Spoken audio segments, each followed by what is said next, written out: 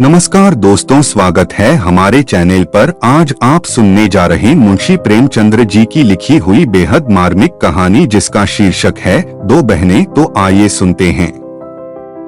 बहनें 2 साल के बाद एक तीसरे नातेदार के घर मिली और खूब रो धोकर खुश हुई। तो बड़ी बहन रूपकुमारी ने देखा कि छोटी बहन रामदुलारी सिर से पांव तक गहनों से लदी हुई है। कुछ उसका रंग खुल गया है, स्वभाव में कुछ गरिमा आ गई है और बातचीत करने में ज्यादा चतुर हो गई है। कीमती बनारसी साड़ी और बेलदार उन्नावी मखमल के जंपर ने उसके रूप को और भी चमका दिया। भी रामदुलारी लड़कपन में सिर के बाल खोले फूहड़ सी इधर उधर खेला करती थी। अंतिम बार रूपकुमारी ने उसे उसके विवाह में देखा था 2 साल पहले। तब भी उसकी शक्ल सूरत में कुछ ज्यादा अंतर न हुआ था। लंबी तो हो गई थी, मगर थी उतनी ही दुबली, उतनी ही फूहड़, उतनी ही मंदबुद्धि, जरा जरा सी बात पर रूठने वाली। मगर आज तो कुछ हालत ही और थी, जैसे कली खिल गई हो और यह रूप इसने छिपा कहाँ रखा था। नहीं, आंखों को धोखा हो रहा है। यह रूप नहीं केवल आंखों को लुभाने की शक्ति है। रेशम और मखमल और सोने के बल पर वह रूपरेखा थोड़े ही बदल जाएगी, फिर भी आंखों में समाई जाती है।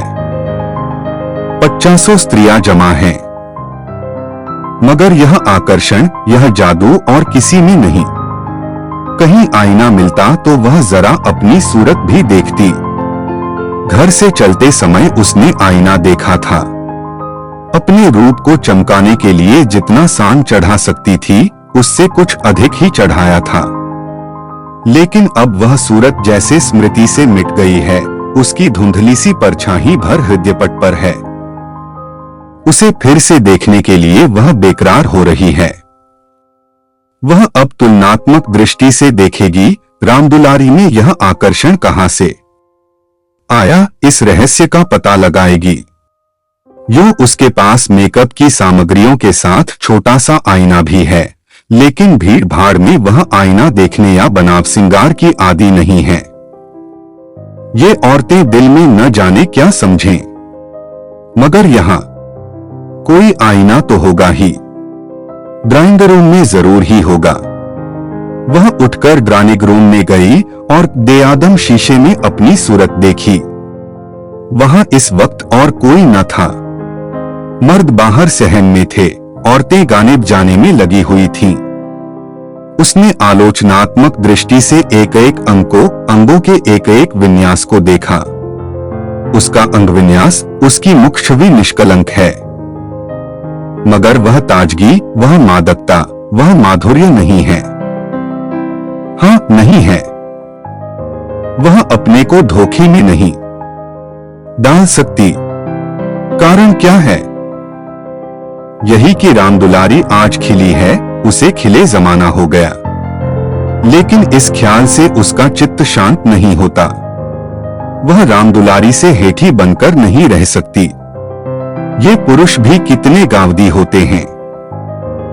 किसी में भी सच्चे सौंदर्य की परख नहीं। इन्हें तो जवानी और चंचलता और हाव भाव चाहिए। आंखें रखकर भी अंधे बनते हैं। भला इन बातों का आपसे क्या संबंध? ये तो उम्र के तमाशे हैं। असली रूप तो वह है जो समय की परवाह न करे। उसके कपड़ों में रामदुलारी को खड़ा कर दो, फिर देखो यह सारा जादू कहां उड़ जाता है। चुड़ैल सी नजर आए, मगर इन अंधों को कौन समझाए। मगर रामदुलारी के घर वाले तो इतने संपन्न न थे। विवाह में जो जोड़े और गहने आए थे, वे तो बहुत ही निराशाजनक थे। खुशहाली का दूसरा कोई सामान भी न था। इसके ससुर एक रियासत के मुख्ताराम थे और दूल्हा कॉलेज में पढ़ता था। इस 2 साल में कहां से यह हुन बरस गया। कौन जाने गहने कहीं से मांग लाई हो। कपड़े भी मांगे हो सकते हैं। कुछ औरतों को अपनी हैसियत बढ़ाकर दिखाने की लत होती है, तो वह स्वांग रामदुलारी को डोट मुबारक रहे। मैं जैसी हूँ वैसी अच्छी हूँ। प्रदर्शन का यह रोग कितना बढ़ता जाता है।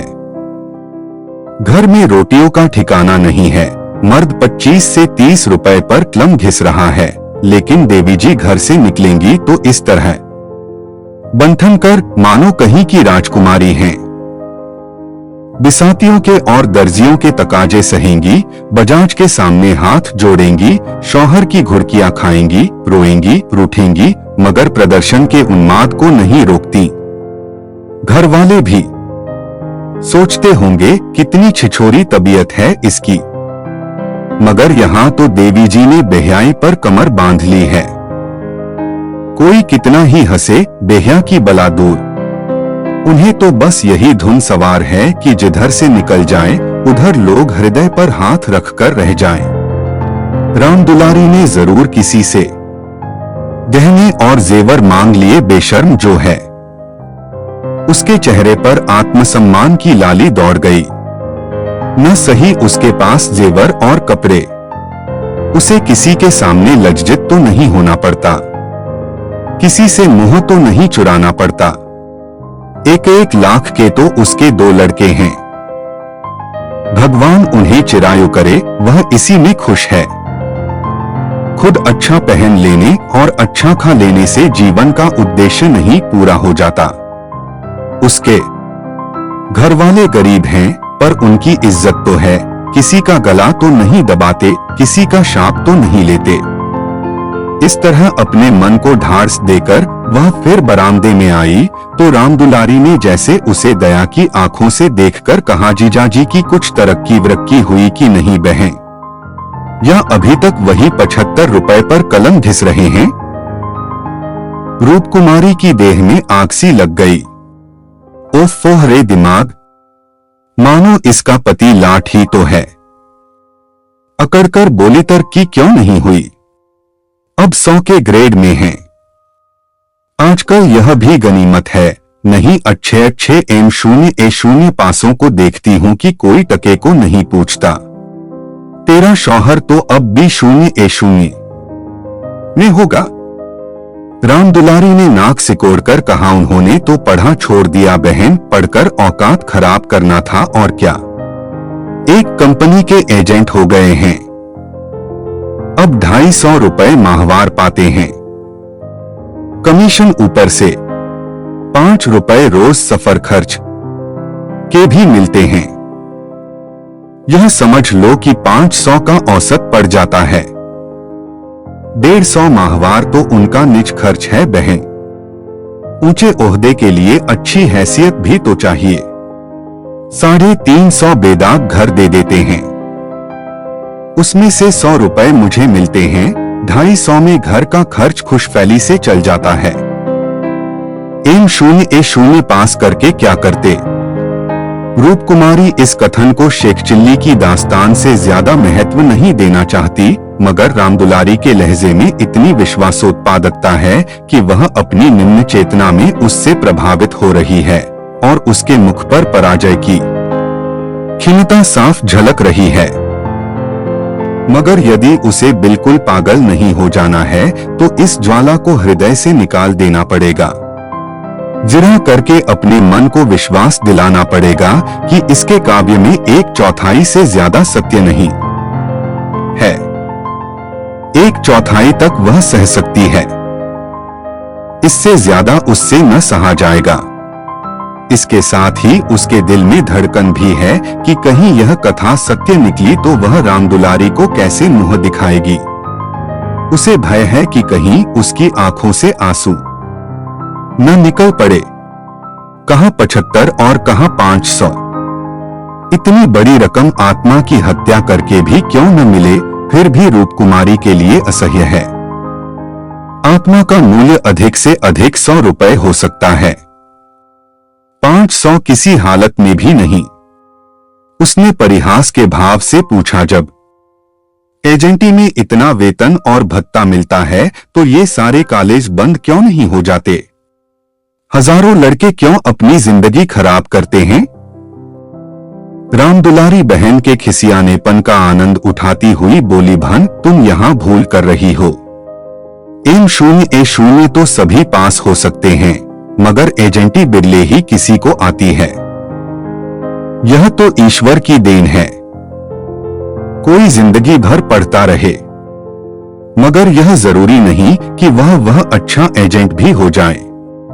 रुपए पैदा करना दूसरी बात है, आलिम फाजिल हो जाना दूसरी बात। अपने माल की श्रेष्ठता का विश्वास पैदा कर देना, यह दिल में जमा देना कि इससे सस्ता और टिकाऊ माल बाजार में मिल ही नहीं सकता। आसान काम नहीं है, एक से एक घाघों से उनका साबका पड़ता है। बड़े बड़े राजाओं और रईसों का मत फेरना पड़ता है, तब जाके कहीं माल बिकता है। मामूली आदमी तो राजाओं और नवाबों के सामने ही न जा सके, पहुंच ही न हो, और किसी तरह पहुंच भी जाए तो जबान न खुले। पहले भले तो इन्हें भी झिझक हुई थी, मगर अब तो इस सागर के मगर हैं। अगले साल तरक्की होने वाली है।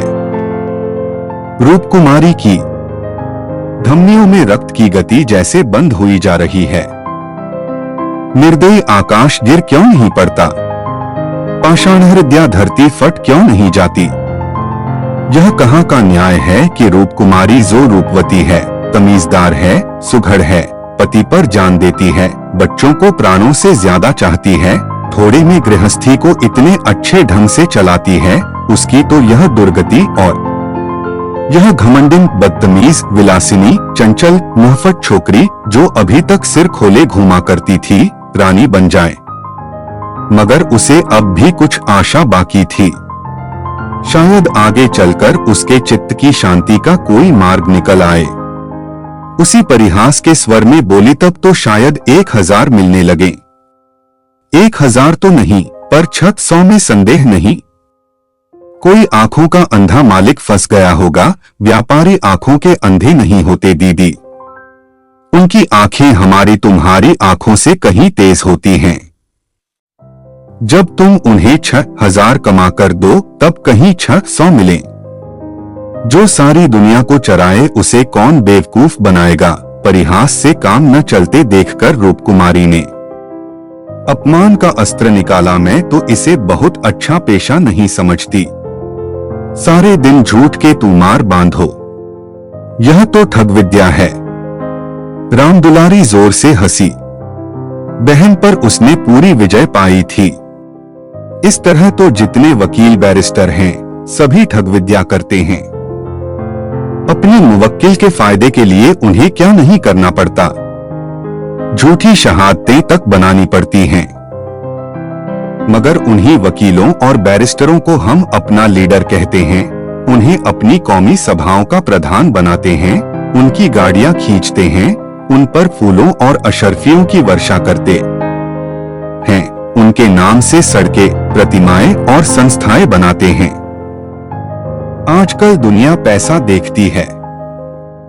आजकल ही क्यों, हमेशा से धन की यही महिमा रही है। पैसे कैसे आए यह कोई नहीं देखता। जो पैसे वाला है उसी की पूजा होती है। जो अभागे हैं, अयोग्य हैं या भीरू हैं, वे आत्मा और सदाचार की दुहाई देकर अपने आंसू पोंछते हैं। नहीं, आत्मा और सदाचार को कौन पूछता है? रूपकुमारी खामोश हो गई। अब उसे यह सत्य उसकी सारी वेदनाओं के साथ स्वीकार करना पड़ेगा कि रामदुलारी सबसे ज्यादा भाग्यवान है। इससे अब त्राण नहीं। परिहास या अनादर से वह अपनी तंगदिली का प्रमाण देने के सिवा और क्या पाएगी? उसे किसी बहाने से रामदुलारी के घर जाकर असलियत की छानबीन करनी पड़ेगी। अगर रामदुलारी वास्तव में लक्ष्मी का वरदान पा गई है, तो रूपकुमारी अपनी किस्मत ठोंक कर बैठ रहेगी। समझ लेगी कि दुनिया में कहीं न्याय नहीं है, कहीं ईमानदारी की पूछ नहीं है। मगर क्या सचमुच उसे इस विचार से संतोष होगा? यहां कौन ईमानदार है? वही जिसे बेईमानी करने का अवसर नहीं है और न इतनी बुद्धि या मनोबल है कि वह अवसर पैदा कर ले। उसके पति 75 रुपए पाते हैं, पर क्या 10-20 रुपए और ऊपर से मिल जाए तो वह खुश होकर ले न लेंगे। उनकी ईमानदारी और सत्यवादिता उसी समय तक है जब तक अवसर नहीं मिलता। जिस दिन मौका मिला सारी सत्यवादिता धरी रह जाएगी। और क्या रूपकुमारी में इतना नैतिक बल है कि वह अपने पति को हराम का माल हजम करने से रोक दे। रोकना तो दूर की बात है, वह प्रसन्न होगी, शायद पतिदेव की पीठ ठोकेगी। अभी उनके दफ्तर से आने के समय वह मन मारे बैठी रहती है। तब वह द्वार पर खड़ी होकर उनकी बाट जोहेगी और ज्यों ही वह घर में आएंगे उनकी जेबों की तलाशी लेगी। आंगन में गाना बजाना हो रहा था। राम दुलारी उमंग के साथ गा रही थी और रूपकुमारी वहीं बरामदे में उदास बैठी हुई थी। न जाने क्यों उसके सिर में दर्द होने लगा था। कोई गाए कोई नाचे, उससे प्रयोजन नहीं, वह तो अभागिन है, रोने के लिए पैदा की गई है। 9 बजे रात को मेहमान रुखसत होने लगे। रूपकुमारी भी उठी, एक काम गंवाने जा रही थी कि राम दुलारी ने कहा, एक काम मंगवा कर क्या करोगी बहन, मुझे लेने के लिए कार आती होगी, चलो 2-4 दिन मेरे यहाँ रहो फिर चली जाना। मैं जीजाजी को कहला भेजूंगी, तुम्हारा इंतजार न करें। रूपकुमारी का यह अंतिम अस्त्र भी बेकार हो गया।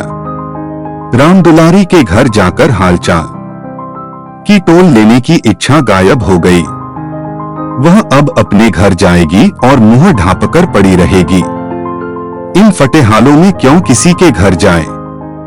बोली ही, अभी तो मुझे फुर्सत नहीं है, बच्चे घबरा रहे होंगे, फिर कभी आऊंगी। क्या रात भर भी न ठहरोगी? नहीं। अच्छा बताओ कब आओगी? मैं सवारी भेज दूंगी, मैं खुद कहला भेजूंगी, तुम्हें याद न रहेगी। साल भर हो गया, भूलकर भी याद न किया। मैं इसी इंतजार में थी कि दीदी बुलावे तो चलूं। एक ही शहर में रहते हैं, फिर भी इतनी दूर की साल भर गुजर जाए और मुलाकात तक न हो। रूपकुमारी इसके सिवा और क्या कहे कि घर के कामों से छुट्टी नहीं मिलती। कई बार उसने इरादा किया कि दुलारी को बुलाए, मगर अवसर ही न मिला। सहसा राम दुलारी के पति में गुरुसेवक ने आकर बड़ी साली को सलाम किया। बिल्कुल अंग्रेजी सजधज, मुंह में चुरुट, कलाई पर सोने की घड़ी, आंखों पर सुनहरी ऐनक, जैसे कोई सिविलियन हो। चेहरे से जहानत और शराफत बरस रही थी। वह इतना रूपवान और सजीला है, रूपकुमारी को अनुमान न था। कपड़े जैसे उसकी देह पर खिल रहे थे। आशीर्वाद देकर बोली, आज यहाँ न आती तो मुझसे मुलाकात क्यों होती। गुरुसेवक हंसकर बोला, यह उल्टी शिकायत क्यों न हो। कभी आपने बुलाया और मैं न गया। मैं नहीं जानती थी कि तुम अपने को मेहमान समझते हो। वह भी तो तुम्हारा ही घर है। राम दुलारी देख रही थी कि मन में उससे ईर्ष्या रखते हुए भी वह कितनी वाणीमधुर, कितनी स्निग्ध, कितनी अनुग्रह प्रार्थिनी होती जा रही है। गुरुसेवक ने उदार मन से कहा, हाँ अब मान गया भाभी साहब, बेशक मेरी गलती है। इस दृष्टि से मैंने विचार नहीं किया था, मगर आज तो मेरे घर रहिए। नहीं, आज बिल्कुल अवकाश नहीं है, फिर कभी आऊंगी। लड़के घबरा रहे होंगे। राम दुलारी बोली, मैं कितना कह के हार गई, मानती ही नहीं। दोनों बहनें कार की पिछली सीट पर बैठी। गुरुसेवक ड्राइव करता हुआ चला। जरा देर में उसका मकान आ गया। राम दुलारी ने फिर बहन से उतरने के लिए आग्रह किया, पर वह न मानी। लड़के घबरा रहे होंगे। आखिर राम दुलारी उससे गले मिलकर अंदर चली गई। गुरुसेवक ने कार बढ़ाई। रूपकुमारी ने उड़ती हुई निगाह से राम दुलारी का मकान देखा और वह ठोस सत्य एक शलाका की भांति उसके कलेजे में चुभ गया। कुछ दूर जाकर गुरुसेवक बोला, भाभी मैंने तो अपने लिए अच्छा रास्ता निकाल लिया। अगर 2-4 साल इसी तरह काम करता रहा तो आदमी बन जाऊंगा। रूपकुमारी ने सहानुभूति के साथ कहा, राम दुलारी ने मुझसे बताया था, भगवान करे जहां रहो खुश रहो, मगर जरा हाथ पैर संभाल के रहना। मैं मालिक की आंख बचाकर एक पैसा भी लेना पाप समझता हूँ भाभी। दौलत का मजा तो तभी है कि ईमान सलामत रहे। ईमान खोकर पैसे मिले तो क्या। मैं ऐसी दौलत को त्याज्य समझता हूँ और आंख किसकी बचाऊं। सब सियाह सफेद तो मेरे हाथ में है। मालिक तो रहा नहीं, केवल उसकी बेवा है। उसने सब कुछ मेरे हाथ में छोड़ रखा है। मैंने उसका कारोबार संभाल न लिया होता तो सब कुछ चौपट हो जाता। मेरे सामने तो मालिक सिर्फ 3 महीने जिंदा रहे, मगर आदमी को परखना खूब जानते थे। मुझे 100 रुपए पर रखा और 1 महीने में 200 रुपए कर दिया। आप लोगों की दुआ से पहले ही महीने में मैंने 12,000 का काम किया। क्या काम करना पड़ता है? रूपकुमारी ने बिना किसी उद्देश्य के पूछा। वही मशीनों की एजेंटी, तरह तरह की मशीनें मंगाना और बेचना।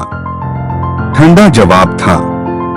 रूपकुमारी का मनहूस घर आ गया। द्वार पर एक लालटेन टिमटिमा रही थी। उसके पति उमानाथ द्वार पर टहल रहे थे, मगर रूपकुमारी ने गुरुसेवक से उतरने के लिए आग्रह नहीं किया। एक बार शिष्टाचार के नाते कहा जरूर, पर जोर नहीं दिया, और उमानाथ तो गुरुसेवक से मुखातिब भी न हुए। रूपकुमारी को वह घर अब कब्रिस्तान सा लग रहा था, जैसे फूटा हुआ भाग्य हो। न कहीं फर्श, न फर्नीचर, न गमले। 2-4 टूटी टाटी तिपाहियां, एक लंगड़ी मेज, 4-5 पुरानी पुरानी खाटें, यही उस घर की बिसात थी। आज सुबह तक रूपकुमारी इसी घर में खुश थी, लेकिन अब यह घर उसे काटे खा रहा है। लड़के अम्मा अम्मा करके दौड़े, मगर उसने दोनों को झिड़क दिया। उसके सिर में दर्द है, वह किसी से न बोलेगी, कोई उसे न छेड़े। अभी घर में खाना नहीं पका। पकाता कौन? लड़कों ने तो दूध पी लिया है, किंतु उमानाथ ने कुछ नहीं खाया। इसी इंतजार में थे कि रूपकुमारी आए तो पकाए, पर रूपकुमारी के सिर में दर्द है। मजबूर होकर बाजार से पूरियां लानी पड़ेंगी। रूपकुमारी ने तिरस्कार के स्वर में कहा, तुम अब तक मेरा इंतजार क्यों करते रहे? मैंने तो खाना पकाने की नौकरी नहीं लिखाई है, और जो रात को वहीं रह जाती। आखिर तुम कोई महाराजन क्यों नहीं रख लेते? क्या जिंदगी भर मुझी को पीसते रहोगे? उमानाथ ने उसकी तरफ आहत विस्मय की आंखों से देखा। उसके बिगड़े का कोई कारण उनकी समझ में न आया। रूपकुमारी से उन्होंने हमेशा निरापद सहयोग पाया है, निरापद ही नहीं, सहानुभूतिपूर्ण भी। उन्होंने कई बार उससे महाराजन रख लेने का प्रस्ताव खुद किया था, पर उसने बराबर यही जवाब दिया कि आखिर में बैठे बैठे क्या करूंगी? 4-5 रुपए का खर्च बढ़ाने से क्या फायदा? यह पैसे तो बच्चों के मक्खन में खर्च होते हैं। और आज वह इतनी निर्ममता से उलाहना दे रही है, जैसे गुस्से में भरी हो। अपनी सफाई देते हुए बोले, महाराजन रखने के लिए तो मैंने खुद तुमसे कई बार कहा, तो लाकर रख क्यों न दिया? मैं उसे निकाल देती तो कहते, हाँ यह गलती हुई। तुमने कभी सच्चे दिल से नहीं कहा। रूपकुमारी ने और भी प्रचंड होकर कहा, तुमने केवल मेरा मन लेने के लिए कहा। मैं ऐसी भोली नहीं हूं कि तुम्हारे मन का रहस्य न समझूं। तुम्हारे दिल में कभी मेरे आराम का विचार आया ही नहीं। तुम तो खुश थे कि अच्छी लौंडी मिल गई है, एक रोटी खाती है और चुपचाप पड़ी रहती है, महज खाने और कपड़े पर। यह भी जब घर की जरूरतों से बचे। 75 रुपया लाकर मेरे हाथ पर रख देते हो और सारी दुनिया का खर्च। मेरा दिल ही जानता है मुझे कितनी कतरव्योंत करनी पड़ती है। क्या पहनूं और क्या ओढ़ूं? तुम्हारे साथ जिंदगी खराब हो गई। संसार में ऐसे मर्द भी हैं जो स्त्री के लिए आसमान के तारे तोड़ लाते हैं। गुरुसेवक ही को देखो, दूर क्यों जाओ। तुमसे कम पढ़ा है, उम्र में तुमसे कहीं कम है, मगर 500 का महीना लाता है और रामदुलारी रानी बनी बैठी रहती है। तुम्हारे लिए यही 75 रुपए बहुत हैं। राड़ माड़ में ही मगन। तुम नाहक मर्द हुए, तुम्हें तो औरत होना चाहिए था। औरतों के दिल में कैसे कैसे अरमान होते हैं, मगर मैं तो तुम्हारे लिए घर की मुर्गी का बासी साग हूं। तुम्हें तो कोई तकलीफ होती नहीं। तुम्हें तो कपड़े भी अच्छे चाहिए, खाना भी अच्छा चाहिए, क्योंकि पुरुष हो, बाहर से कमाकर लाते हो। मैं चाहे जैसे रहूं तुम्हारी बला से। वाग्बाणों का यह सिलसिला कई मिनट तक जारी रहा और उमानाथ चुपचाप सुनते रहे। अपनी जान में उन्होंने रूपकुमारी को शिकायत का कभी मौका नहीं दिया। उनका वेतन कम है, यह सत्य है, पर यह उनके बस की बात तो नहीं। वह दिल लगाकर अपना काम करते हैं, अफसरों को खुश रखने की सदैव चेष्टा करते हैं। इसी साल बड़े बाबू के छोटे सुपुत्र को 6 महीने तक बिना नागा पढ़ाया, इसीलिए तो कि वह प्रसन्न रहे। अब वह और क्या करें? रूपकुमारी की खफगी का रहस्य वह समझ गए। अगर गुरुसेवक वास्तव में 500 रुपए लाता है तो बेशक वह भाग्य का बली है, लेकिन दूसरों की ऊंची पेशानी देखकर अपना माथा तो नहीं फोड़ा जाता। किसी संयोग से उसे यह अवसर मिल गया, मगर हर एक को तो ऐसे अवसर नहीं मिलते। वह इसका पता लगाएंगे कि सचमुच उसे 500 की मिलते हैं या महज डींग है। और मान लिया कि 500 मिलते हैं, तो क्या इससे रूपकुमारी को यह हक है कि वह उनको ताने दे और उन्हें जलिकती सुनाए? अगर इसी तरह वह भी रूपकुमारी से ज्यादा रूपवती और सुशीला रमणी को देखकर रूपकुमारी को कोसना शुरू करें तो कैसा हो? रूपकुमारी सुंदरी है, मृदुभाषिणी है, त्यागमयी है, लेकिन उससे बढ़कर सुंदरी, मृदुभाषिणी, त्यागमयी देवियों से दुनिया खाली नहीं है। तो क्या इस कारण वह रूपकुमारी का अनादर करें? एक समय था जब उनकी नजरों में रूपकुमारी से ज्यादा रूपवती रमणी संसार में न थी, लेकिन वह उन्माद कब का शांत हो गया। भावुकता के संसार से वास्तविक जीवन में आए उन्हें एक युग बीत गया। अब तो विवाहित जीवन का उन्हें काफी अनुभव हो गया है। एक को दूसरे के गुणदोष मालूम हो गए हैं। अब तो संतोष ही में उनका जीवन सुखी रह सकता है। मगर रूपकुमारी समझदार होकर भी इतनी मोटी सी बात नहीं समझती। फिर भी उन्हें रूपकुमारी से सहानुभूति ही हुई। वह उदार प्रकृति के आदमी थे और कल्पनाशील भी। उसकी कटु बातों का कुछ जवाब न दिया। शरबत की तरह पी गए। अपनी बहन के ठाठ देखकर एक क्षण के लिए रूपकुमारी के मन में ऐसे निराशाजनक, अन्यायपूर्ण, दुखद भावों का उठना बिल्कुल स्वाभाविक है। रूपकुमारी कोई सन्यासिनी नहीं, विरागिनी नहीं कि हर एक दशा में अविचलित रहे। इस तरह अपने मन को समझाकर उमानाथ ने गुरुसेवक के विषय में तहकीकात करने का संकल्प किया। 1 सप्ताह तक रूपकुमारी मानसिक अशांति की दशा में रही। बात बात पर झुंझलाती, लड़कों को डांटती, पति को कोसती, अपने नसीबों को रोती। घर का काम तो करना ही पड़ता था, लेकिन अब इस काम में उसे आनंद न आता था। बेगार सी टालती थी। घर की जिन पुरानी धुरानी चीजों से उसका आत्मीय संबंध सा हो गया था, जिनकी सफाई और सजावट में वह व्यस्त रहा करती थी, उनकी तरफ अब आंख उठाकर भी न देखती। घर में एक ही खिदमतगार था। उसने जब देखा बहूजी घर की तरफ से खुद ही लापरवाह हैं, तो उसे क्या गरज थी कि सफाई करता। जो चीज जहां पड़ी थी वहीं पड़ी रहती, कौन उठाकर ठिकाने से रखे। बच्चे मां से बोलते डरते थे और उमानाथ तो उसके साये से भागते थे। जो कुछ सामने थाली में आ जाता उसे पेट में डाल लेते और दफ्तर चले जाते। दफ्तर से लौटकर दोनों बच्चों को साथ ले लेते और कहीं घूमने निकल जाते। रूपकुमारी से कुछ कहना बारूद में दियासलाई लगाना था। हाँ, उनकी यह तहकीकात जारी थी। एक दिन उमानाथ दफ्तर से लौटे तो उनके साथ गुरुसेवक भी थे। रूपकुमारी ने आज कई दिनों के बाद परिस्थिति से सहयोग कर लिया था और इस वक्त झाड़ लिए कुर्सियां और तिपाइयां साफ कर रही थी कि गुरुसेवक ने अंदर पहुंचकर सलाम किया। रूपकुमारी दिल में कट गई। उमानाथ पर ऐसा क्रोध आया कि उसका मुंह नोच ले। इन्हें लाकर यहाँ क्यों खड़ा कर दिया?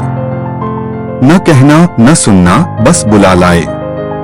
उसे इस दशा में देखकर गुरुसेवक दिल में क्या कहता होगा। मगर इन्हें अक्ल आई ही कब थी। वह अपना पर्दा ढांकती फिरती है और आप उसे खोलते फिरते हैं। जरा भी लज्जा नहीं, जैसे बेहयाई का बाना पहन लिया है। बरबस उसका अपमान करते हैं। न जाने उसने उनका क्या बिगाड़ा है। आशीर्वाद देकर कुशल समाचार पूछा और कुर्सी रख दी। गुरुसेवक ने बैठते हुए कहा, आज भाई साहब ने मेरी दावत की है। मैं उनकी दावत पर तो न आता, लेकिन जब उन्होंने कहा तुम्हारी भाभी का कड़ा तकाजा है, तब मुझे समय निकालना पड़ा था। रूपकुमारी ने बात बनाई।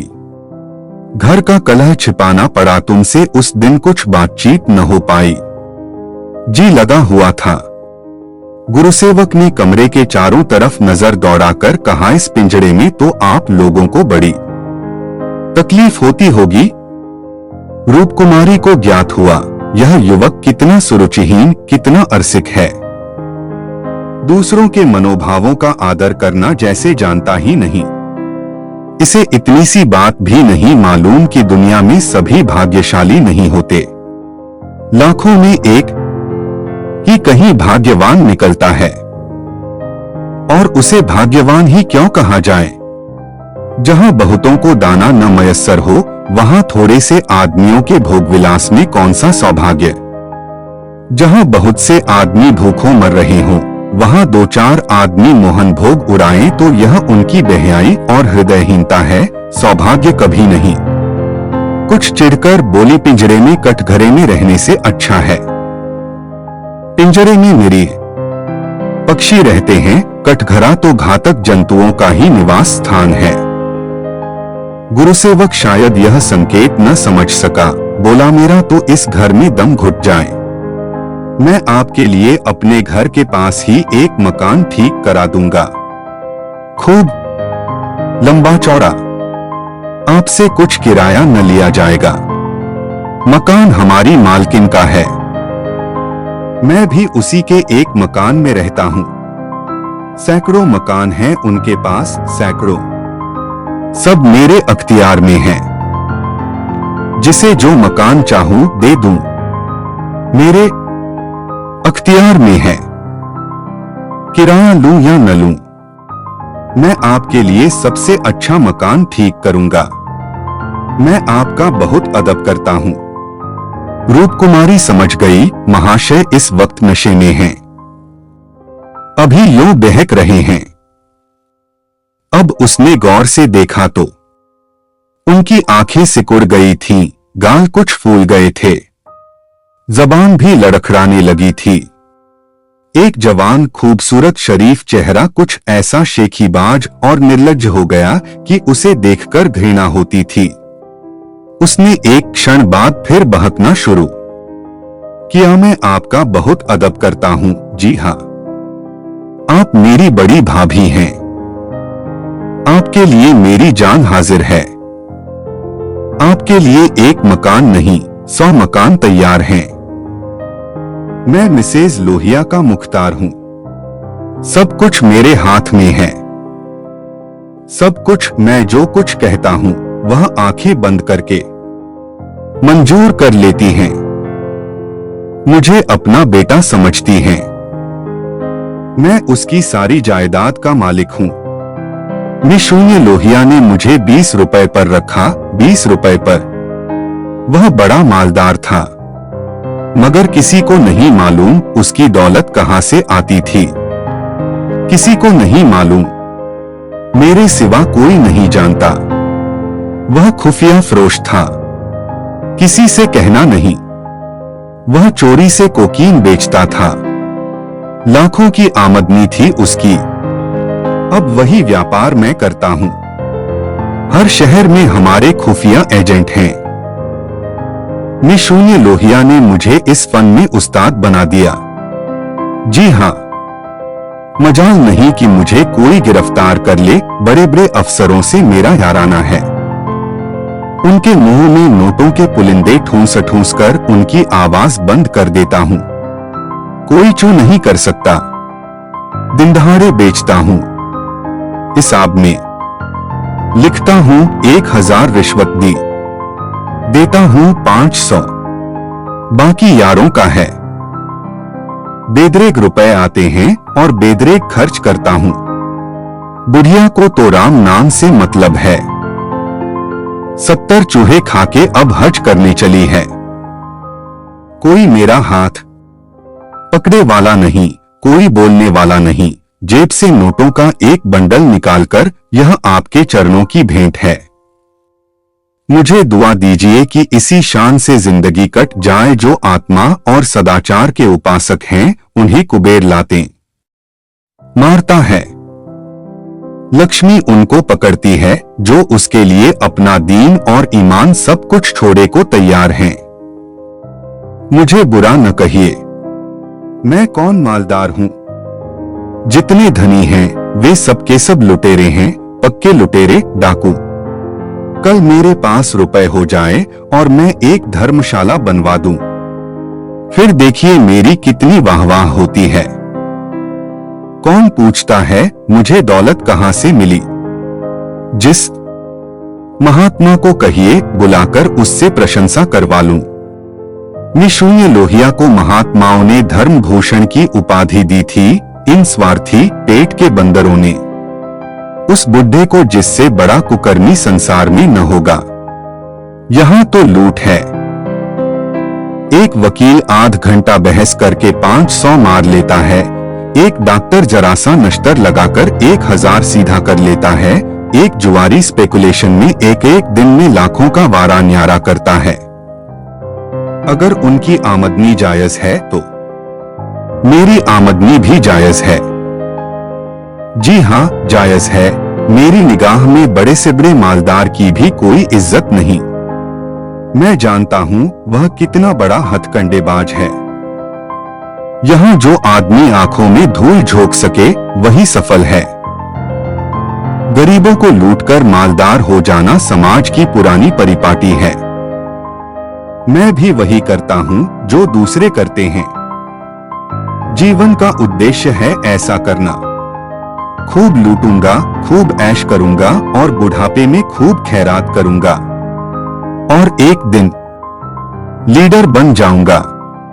कहिए गिना दूं, यहां कितने लोग जुआ खेल खाल कर करोड़पति हो गए, कितने औरतों का बाजार लगाकर करोड़पति हो गए। सहसा उमानाथ ने आकर कहा, निशून्य गुरुसेवक क्या कर रहे हो? चलो चाय पी लो, ठंडी हो रही है। गुरुसेवक ऐसा हड़बड़ा उठा मानो अपने सचेत रहने का प्रमाण देना चाहता हो, मगर पांव लड़खड़ाए और जमीन पर गिर पड़ा। फिर संभल कर उठा और झूमता झूमता ठोकरे खाता बाहर चला गया। रूपकुमारी ने आजादी की सांस ली। यहां बैठे बैठे उसे हौलदिल सा हो रहा था। कमरे की हवा जैसे कुछ भारी हो गई थी। जो प्रेरणाएं कई दिन से अच्छे अच्छे मनोहर रूप भरकर उसके मन में आ रही थीं, आज उसे उनका असली वीभत्स घिनौना रूप नजर आया। जिस त्याग, सादगी और साधुता के वातावरण में अब तक उसकी जिंदगी गुजरी थी, उसमें इस तरह के दावपेंच, छलकपट और पतित स्वार्थ का घुसना बिल्कुल ऐसा ही था जैसे किसी बाग में सांडों का एक झुंड घुस आए। इन दामों वह दुनिया की सारी दौलत और सारा ऐश खरीदने को भी तैयार न हो सकती थी। नहीं, अब रामदुलारी के भाग्य से अपने भाग्य का बदला न करेगी। वह अपने हाल में खुश है। रामदुलारी पर उसे दया आई, जो भोगविलास की धुन और अमीर कहलाने के मोह में अपनी आत्मा का सर्वनाश कर रही है। मगर वह बेचारी भी क्या करे, और गुरुसेवक का भी क्या दोष है। जिस समाज में दौलत पुजती है, जहां मनुष्य का मोल उसके बैंक अकाउंट और टीमटाम से आंका जाता है, जहां पग पग पर प्रलोभनों का जाल बिछा हुआ है और समाज की कुव्यवस्था आदमी में ईर्ष्या, द्वेष, अपहरण और नीचता के भावों को उकसाती और उभारती रहती है, गुरुसेवक और रामदुलारी उस जाल में फंस जाएं, उस प्रवाह में बह जाएं, तो कोई अचरज नहीं। उसी वक्त उमानाथ ने आकर कहा, गुरुसेवक यहाँ बैठा बैठा क्या बहक रहा था? मैंने तो उसे विदा कर दिया। जी डरता था कहीं पुलिस उसके पीछे न लगी हो, नहीं तो मैं भी गेहूं के साथ घुन की तरह पिस जाऊं। रामकुमारी ने क्षमा प्रार्थी नेत्रों से उन्हें देखकर जवाब दिया, भी अपनी खुफिया फरोशी की डींग मार रहा था। मुझे भी मिसेज लोहिया से मिलने को कह गया। जी नहीं, आप अपनी क्लर्की किए जाइए, इसी में हमारा कल्याण है। मगर क्लर्की में वह ऐश कहाँ? क्यों न साल भर की छुट्टी लेकर जरा उस दुनिया की भी सैर करूं। मुझे अब उस ऐश का मोह नहीं रहा। दिल से कहती हूं, सच्चे दिल से। उमानाथ 1 मिनट तक चुप रहने के बाद फिर बोले, मैं आकर तुमसे यह वृत्तांत कहता तो तुम्हें विश्वास आता या नहीं? सच कहना। कभी नहीं। मैं तो कल्पना ही नहीं कर सकती कि अपने स्वार्थ के लिए कोई आदमी दुनिया को विष खिला सकता है। मुझे सारा हाल पुलिस के सब इंस्पेक्टर से मालूम हो गया था। मैंने उसे खूब शराब पिला दी थी कि नशे में बहकेगा जरूर और सब कुछ उगल देगा। ललचता तो तुम्हारा जी भी था। हाँ, ललचता तो था और अब भी ललच रहा है। मगर ऐश करने के लिए जिस हुनर की जरूरत है, वह कहां से लाऊंगा? ईश्वर न करे वह हुनर तुम में आए। मुझे तो उस बेचारे पर तरस आती है। मालूम नहीं खैरियत से घर पहुंच गया या नहीं। उसकी कार थी। कोई चिंता नहीं। रूपकुमारी एक क्षण जमीन की तरफ ताकती रही, फिर बोली, तुम मुझे दुलारी के घर पहुंचा दो। अभी शायद मैं उसकी कुछ मदद कर सकूं। जिस बाग की वह सैर कर रही है, उसके चारों ओर निशाचर घात लगाए बैठे हैं। शायद मैं उसे बचा सकूं। उमानाथ ने देखा, उसकी छवि कितनी दयापुलकित हो उठी है।